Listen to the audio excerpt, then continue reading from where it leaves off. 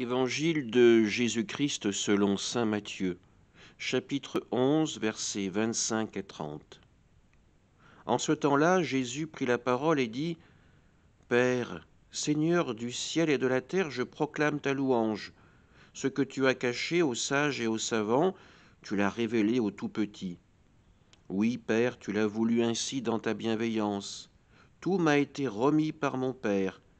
Personne ne connaît le Fils sinon le Père, et personne ne connaît le Père sinon le Fils, et celui à qui le Fils veut le révéler.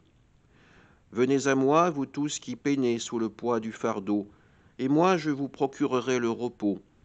Prenez sur vous mon joug, devenez mes disciples, car je suis doux et humble de cœur, et vous trouverez le repos pour votre âme. Oui, mon joug est facile à porter, et mon fardeau léger. Acclamons la parole de Dieu. Aujourd'hui encore, Jésus nous invite à l'accueillir comme le Maître qu'il est, celui qui va nous donner le joug du Seigneur, mais non pas un joug de bête de somme, un joug d'esclavage, un joug de liberté.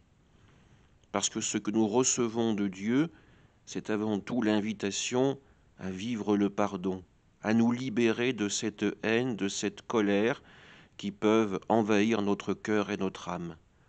Ce que Jésus nous donne avant tout, c'est cette espérance. L'espérance, c'est la certitude même d'être aimé par le Seigneur pour que nous puissions à notre tour aimer ceux qu'il met sur notre route.